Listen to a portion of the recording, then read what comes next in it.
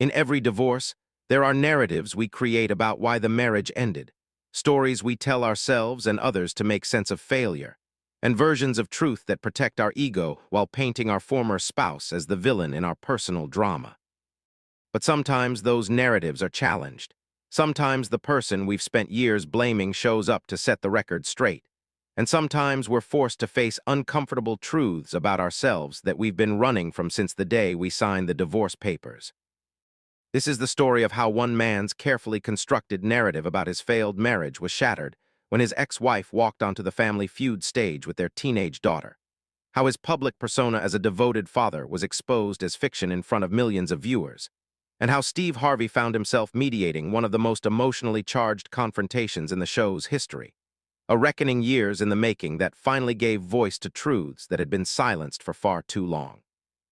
Before we dive into this powerful story about accountability, co-parenting, and what it really means to be a parent beyond words and excuses, make sure you hit that like button and subscribe to our channel.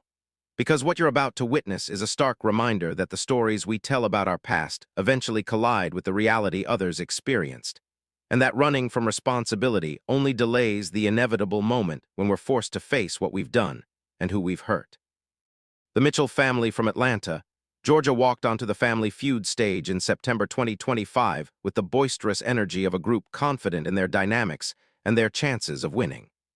Leading the family was 41-year-old Derek Mitchell, a charismatic personal trainer with the sculpted physique and magnetic personality that had always made him the center of attention in any room. He was accompanied by his current girlfriend Vanessa, a 28-year-old aspiring model who gazed at him adoringly, his younger brother Marcus, his best friend from college Troy, and his workout partner and business associate Kevin. During the pre-show interviews, Derek dominated the conversation as he dominated most things, talking about his successful fitness business, his social media following of over 200,000 people, his philosophy on living your best life, and his commitment to health and wellness.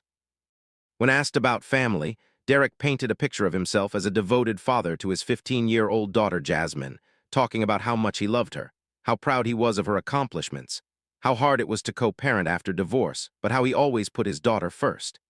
He spoke about his ex-wife Angela with what seemed like maturity and grace, saying they'd simply grown apart, that the divorce had been amicable, and that they maintained a good relationship for their daughter's sake. What the production team and the studio audience didn't know was that nearly every word of Derek's narrative was a carefully constructed lie designed to protect his image and avoid accountability for the reality of his behavior. The truth was far uglier than the polished story he just shared. Derek and Angela had divorced 6 years ago when Jasmine was 9, but the divorce had been anything but amicable. Derek had left Angela for a younger woman after 16 years of marriage, had drained their joint bank accounts before filing for divorce, and had fought viciously against paying adequate child support despite his growing income from his fitness business. The court had ordered him to pay $800 a month in child support and to maintain health insurance for Jasmine, modest requirements given his income that exceeded 6 figures annually. But Derek had been in contempt of court for the past 3 years, owing over $28,000 in back child support, repeatedly claiming he couldn't afford to pay while posting photos on social media of expensive vacations, luxury purchases, and his lavish lifestyle. More painful than the financial abandonment was the emotional neglect. Despite living only 45 minutes from his daughter, Derek saw Jasmine maybe once every few months, often canceling scheduled visitation at the last minute with flimsy excuses. He rarely called, frequently forgot her birthday and other important occasions, and had missed nearly every school event, dance recital, and milestone in her life for the past 6 years. Yet on social media and in conversations with people who didn't know better, Derek presented himself as a devoted father whose evil ex-wife made it difficult for him to see his daughter, a narrative that allowed him to maintain his image while avoiding responsibility for his choices. Angela Mitchell, Derek's ex-wife, had spent 6 years trying to protect Jasmine from the pain of her father's rejection, making excuses for his absences, encouraging their daughter to believe her father loved her even when his actions suggested otherwise, and struggling to provide for Jasmine on her nurse's salary while Derek lived lavishly and refused to pay court-ordered support. She'd filed multiple contempt motions, attended countless court hearings, and tried every legal avenue to force Derek to meet his basic obligations. But he was skilled at manipulating the system, hiding income, claiming poverty while maintaining his lifestyle, and charming judges with his apologies and promises he never kept. Angela had long since given up expecting Derek to be a real father to Jasmine, had made peace with raising their daughter essentially alone, and had focused on providing stability and love even without his financial or emotional support. But what finally pushed Angela to take dramatic action was overhearing a conversation between Jasmine and her school counselor, where Jasmine blamed herself for her father's absence, internalizing his rejection as evidence of her own unworthiness, convinced that if she were prettier, smarter, more athletic, more something, her father would want to be part of her life. Hearing her brilliant, beautiful, accomplished daughter express those feelings, realizing that Derek's abandonment was causing psychological damage that no amount of maternal love could fully heal, Angela decided that protecting Derek's image at the expense of Jasmine's emotional well-being had to stop. When Angela discovered through a mutual acquaintance that Derek had applied to be on Family Feud and was scheduled to tape in September, she saw an opportunity to finally hold him accountable in a way that his carefully managed social media presence and his ability to charm people in private couldn't deflect.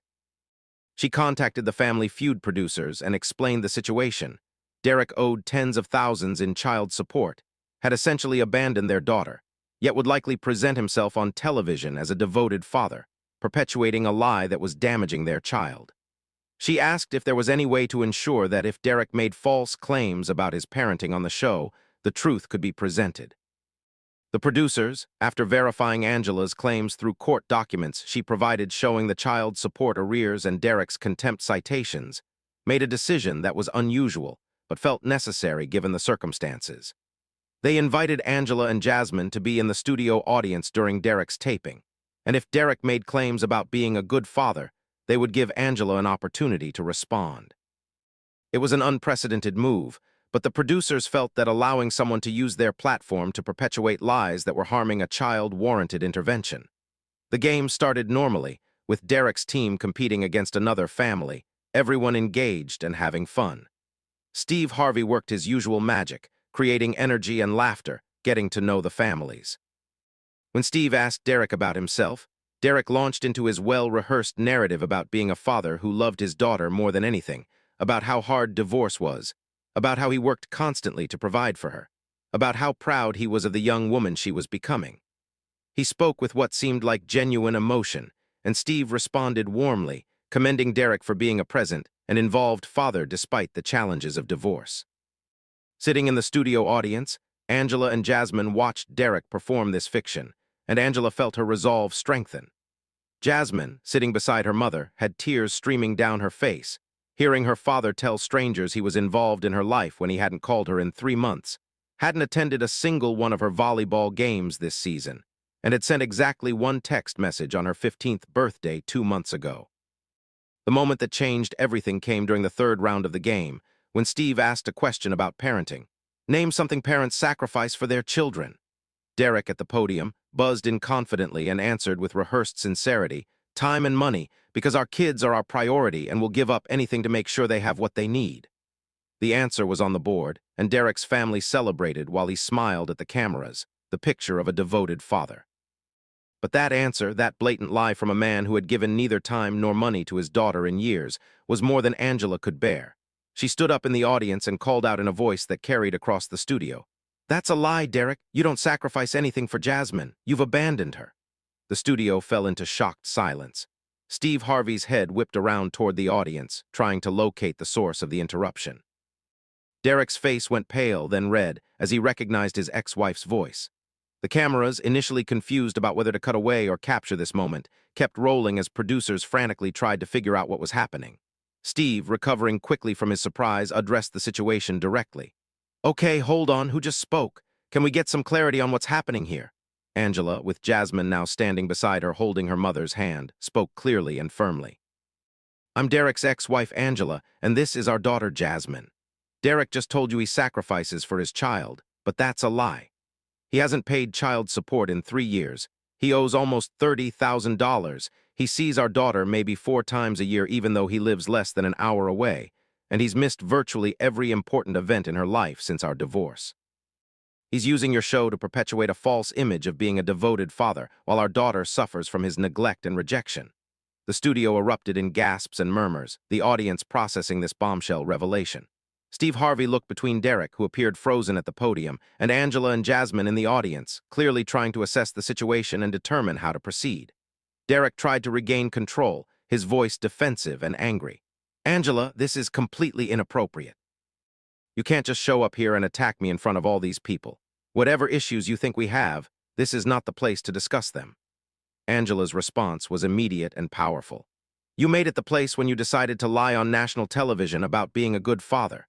You made it the place when you used this platform to continue the narrative you've been spinning for 6 years that makes you look like a victim and a hero, while our daughter internalizes your abandonment as her fault. I'm done protecting your image at the expense of Jasmine's emotional well-being." Steve Harvey, recognizing this was far beyond typical game show drama, made a decisive call. "We need to stop the game right now. This is clearly a family situation that needs to be addressed, and it's not appropriate to do it in front of a studio audience." He instructed the crew to clear the audience and bring Derek, Angela, Jasmine, and the immediate family members to a private area where they could talk without spectators. In a room off stage, away from cameras and crowds, the confrontation that had been 6 years in the making finally happened. Steve, positioning himself as mediator rather than host, addressed Derek directly with the no-nonsense honesty he was known for. "Derek, I'm going to be straight with you. Your ex-wife just showed up here with your daughter and made some serious allegations about you not paying child support, not being present in your daughter's life, and lying about being a devoted father. Before we go any further, I need to know, is what she said true?"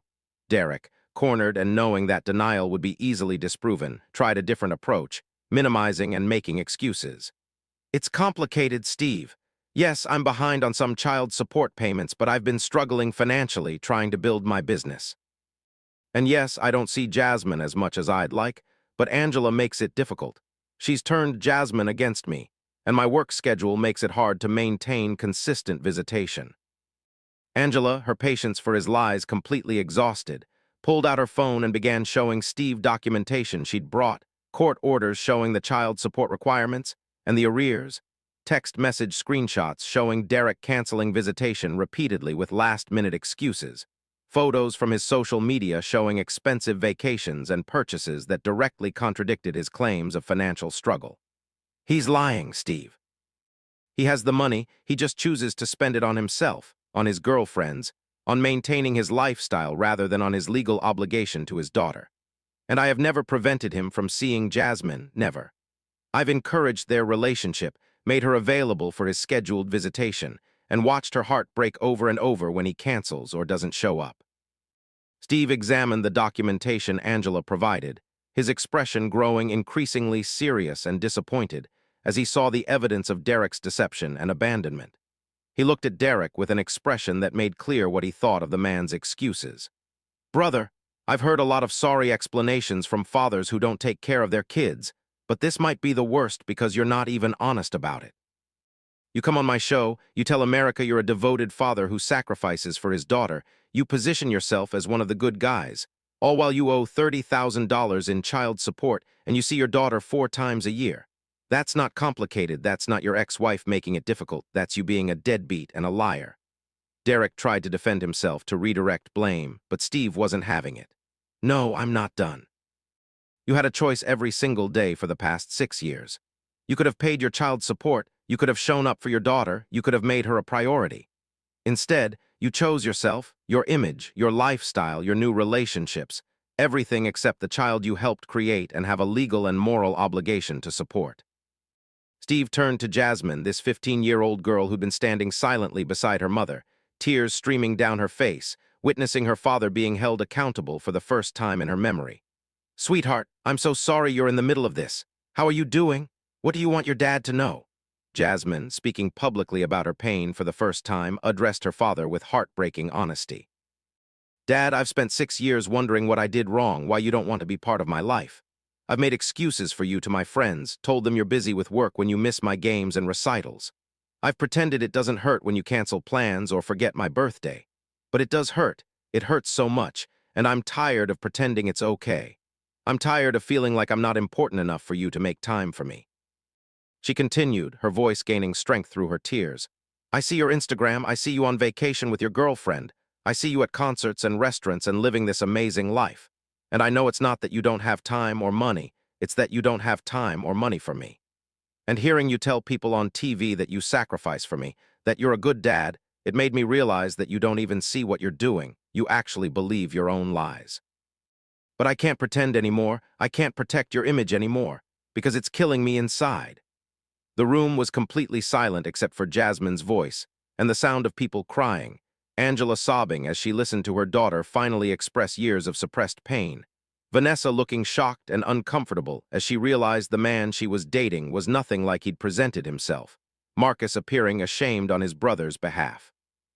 Derek, faced with his daughter's raw honesty and pain, finally seemed to break through his defensive walls. His face crumpled, and he started crying, but Steve stopped him before he could launch into apologies or excuses. "Derek, before you say anything, I need you to understand something crucial. Your daughter just told you that your absence and your lies have been destroying her emotionally. Your response to that cannot be about defending yourself or making excuses or even apologizing unless that apology comes with genuine change. Do you understand what I'm saying? Words mean nothing right now. Only actions matter." Steve continued with the wisdom of someone who'd seen too many men fail their children in exactly this way. "I don't know what happened in your childhood, what your relationship with your own father was like, what made you think it was okay to abandon your responsibilities to your daughter. But I do know that right now, in this moment, you have a choice. You can keep lying to yourself and everyone else about being a good father while your daughter suffers. Or you can face the truth, take real accountability, and do the hard work of becoming the father she deserves, not through words but through consistent action over years." Derek, perhaps for the first time in 6 years, responded without deflection or excuses. "Jasmine, you're right about everything. I haven't been there for you, I haven't made you a priority, I've put my own wants ahead of your needs, and I've lied about it to protect my image and avoid facing what I've done. I don't have a good reason or explanation, just excuses that don't justify hurting you the way I have." He continued, speaking directly to his daughter, "I can't undo the past 6 years. I can't give you back the birthdays I missed, the games I didn't attend, the phone calls I didn't make.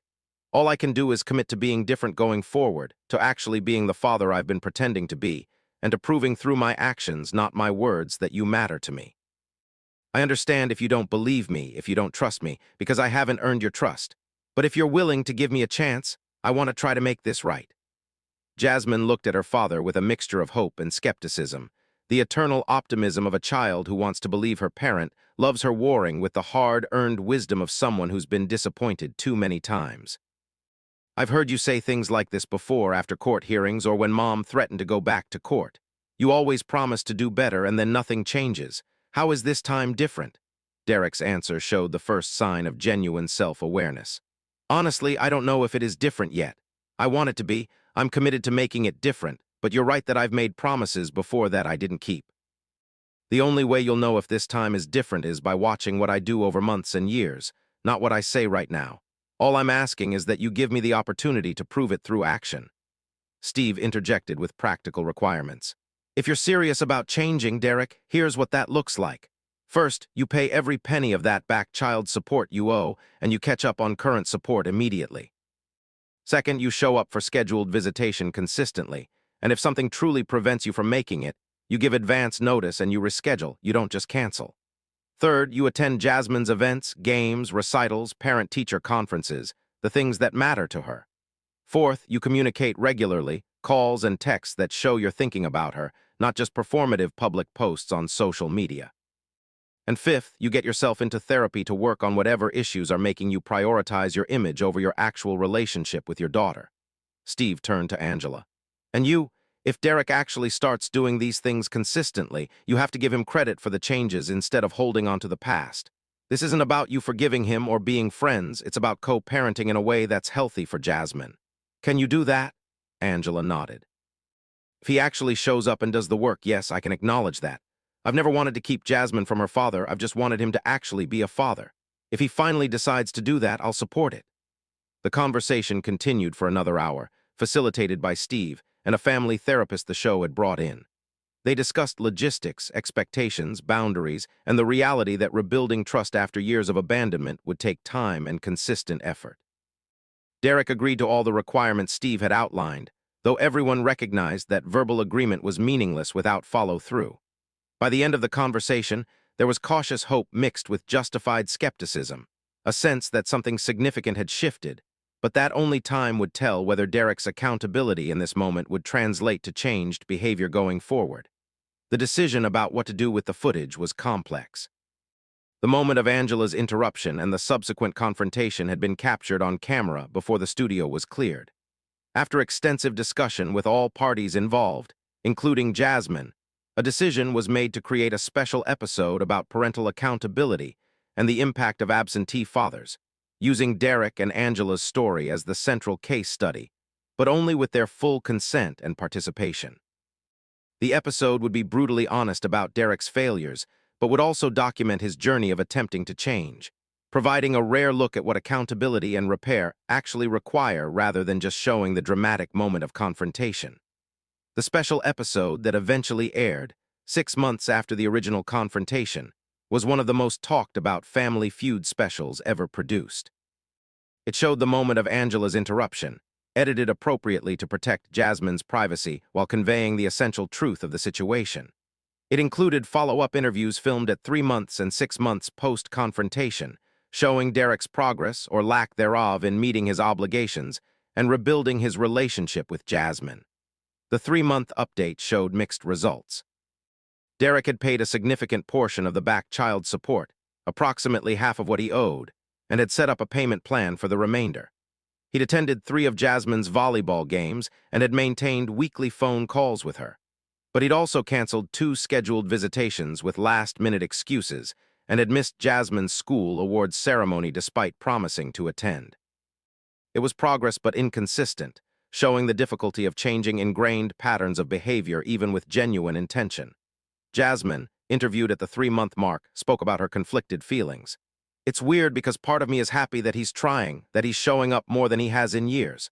But another part of me is still waiting for him to disappear again, to go back to his old patterns. I want to believe he's changed, but I've been hurt too many times to trust easily." Angela shared her observations. "Derek is doing better than I expected, honestly. He's not perfect, he still has moments where his old selfishness shows through, but there's been genuine effort that I haven't seen in 6 years. Whether he can sustain it long-term, that's the question. 3 months is nothing compared to 6 years of abandonment." The 6-month update showed more substantial progress. Derek had paid all back child support in full, had attended every scheduled visitation without cancellation for 3 months straight, had been present at all of Jasmine's important events, and had started family therapy sessions with Jasmine to work on their relationship. Most significantly, Derek had reduced his social media presence dramatically, no longer performing his life for strangers, but instead investing that energy into actual relationship building with his daughter. Jasmine's demeanor at the 6-month mark was noticeably different from the 3-month interview. While still cautious, there was genuine warmth when she talked about her father, a tentative hope that had started to take root. "He's been really consistent lately, which is new. He calls me several times a week just to talk about my day, not because he has to, but because he seems to actually care. He came to my last volleyball tournament and stayed for all 3 games, not just showing up for 5 minutes to say he was there. And he apologized, really apologized without making excuses for all the years he missed. I don't know if we'll ever have a normal father-daughter relationship, but for the first time in 6 years, I feel like I actually matter to him." Derek, interviewed at the 6-month mark, spoke with humility that seemed genuine rather than performed. "The past 6 months have been the hardest work I've ever done, not physically but emotionally. Facing what I'd done to Jasmine, seeing the damage my neglect caused, taking real accountability instead of hiding behind excuses, it's been brutal. I've had to examine why I made the choices I made, why I prioritized my image and my comfort over my daughter's well-being, and those answers aren't flattering." He continued, "I started therapy, which I'd resisted for years because I thought it was weakness or that I didn't need it. What I've learned is that my own issues with my father, who also abandoned me, played a huge role in me repeating those patterns with Jasmine. That doesn't excuse what I did, but it's helped me understand it and work to break the cycle." Derek addressed the question everyone wanted answered. "Have I changed permanently, or will I slip back into old patterns?" Honestly, I don't know. I can tell you that I've changed over the past 6 months, that being a real father to Jasmine has become my priority in a way it never was before, and that I'm committed to maintaining this. But I also know that real change is proven over years, not months, and Jasmine has every right to remain skeptical until I've demonstrated consistency over much more time. The special episode included commentary from therapists who work with absent parents and the children they've hurt, from family court judges who see these cases constantly, from child psychologists who explain the impact of parental abandonment on children's emotional development, and from other families who'd navigated similar situations with varying outcomes. It explored the epidemic of absentee fathers, the excuses men commonly make for not being present in their children's lives, the damage caused not just by absence, but by the lies and false narratives that compound the hurt, and the difficult but possible path toward accountability and repair. The response to the episode was overwhelming and divided. Thousands of people, particularly women raising children with minimal or no support from the children's fathers, shared their own stories of navigating abandonment and fighting for child support. Many expressed frustration that it took a public confrontation on television for Derek to take accountability, asking why a man should receive credit for finally doing the bare minimum that should have been expected all along. Others praised Derek's willingness to be vulnerable about his failures and his efforts to change, seeing his story as an example that change is possible if people are willing to do the work. The episode sparked important conversations about child support enforcement, about the ways deadbeat parents manipulate the system, about the psychological impact on children of having a parent who chooses not to be involved, and about what real accountability looks like versus performative apologies that don't result in changed behavior. 1 year after Angela walked onto that Family Feud stage and shattered Derek's false narrative, all three, Derek, Angela, and Jasmine, appeared together for a final update. Their dynamic was noticeably different than it had been, not exactly comfortable but functional, evidencing a year of work and healing. Steve asked Derek to reflect on the year since being publicly confronted. "It was the worst and best thing that could have happened to me." Worst because being exposed as a liar and deadbeat father on national television was humiliating and painful. Best because that humiliation finally forced me to face truths I'd been running from for 6 years and to make changes I should have made long ago. Derek shared specific changes he'd maintained. "I've paid child support consistently for a full year now, never missing a payment. I've had Jasmine with me every other weekend without cancellation for the entire year. I've attended every one of her events, games, recitals, parent-teacher conferences. I've had weekly therapy sessions to work on my own issues and bi-weekly family therapy with Jasmine to work on our relationship. And most importantly, I've stopped lying to myself and others about what kind of father I was, stopped performing fatherhood on social media while failing at it in reality." He acknowledged ongoing challenges. "Jasmine and I are in a better place than we've been in years, but we're still rebuilding. There's still hurt there, still times when she's triggered by something and I can see her pulling away, waiting for me to disappoint her again. Earning back trust after destroying it takes years, and I'm committed to that process however long it requires." Jasmine spoke about her own journey over the past year. "A year ago, I blamed myself for my dad's absence, thought there was something wrong with me that made him not want to be in my life. Through therapy and through watching him actually show up consistently, I've learned that his choices were never about me, they were about him and his own issues. That's freed me in a way I didn't expect." She continued with mature insight. "I'm still cautious with him, still protecting myself in case he reverts to old patterns. But I'm also allowing myself to enjoy the relationship we're building now, to appreciate that he's trying, and to hope that maybe we can have something real going forward. It's not the father-daughter relationship I wish we'd had all along, but it's something, and that's more than I had a year ago." Angela reflected on the year from her perspective. "Watching Derek actually follow through, seeing him be the father Jasmine deserved all along, it's been validating in a strange way.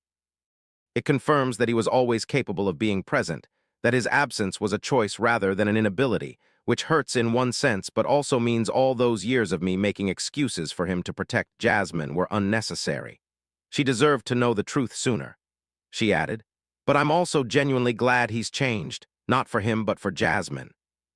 She deserves to have both her parents involved and present, and if Derek can maintain this growth, it will be healing for her in ways I alone couldn't provide." Steve concluded with powerful observations about the broader issues the story raised. Derek's story shows us several important things. First, that children of divorce deserve to have both parents present and involved unless there are safety reasons preventing that.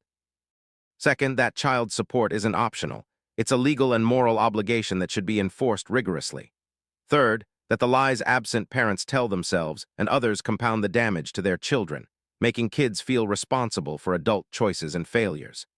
He continued, but Derek's story also shows us that change is possible if people are willing to do the brutally honest work of facing their failures, taking real accountability, and changing their behavior consistently over time. Not everyone does that work, most people don't. But for those who do, relationships can be rebuilt and healing can happen even after years of damage. Before we close this powerful story, I need you to hit that subscribe button and turn on notifications. Because stories like Derek and Jasmine's remind us that children deserve parents who show up not just in words, but in consistent actions. That paying child support and maintaining relationships with our children aren't favors we grant, but obligations we owe. And that the lies we tell to protect our image cause more damage than the truth ever could. If this story resonated with you, share it with someone who needs to hear it. Comment below about the importance of parental accountability or about your own experiences with absent parents or with fighting for child support. And remember that if you're a parent who's not fully present in your child's life, your child is internalizing your absence as their failure rather than yours, and that devastating misunderstanding should haunt you until you make the changes necessary to show up consistently and prove through action that they matter. Derek Mitchell walked onto a Family Feud stage planning to perform the role of devoted father for television audiences while continuing to neglect his actual daughter in reality. His ex-wife Angela, tired of protecting his image at the expense of their daughter's emotional well-being, shattered that performance by showing up with Jasmine and speaking the truth Derek had been running from for 6 years.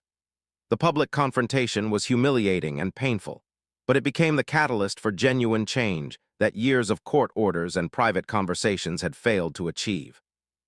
Whether Derek's transformation proves lasting or temporary, only time will tell, but what's certain is that Jasmine finally has a voice. Her pain has been acknowledged, and her father can no longer hide behind comfortable lies about being someone he wasn't. The greatest gift Angela gave her daughter wasn't protecting her from the truth about her father's failures. It was finally exposing those failures publicly in a way that forced accountability, gave Jasmine permission to stop blaming herself, and created the possibility for genuine healing built on truth rather than on the comfortable fiction they'd been maintaining for 6 years.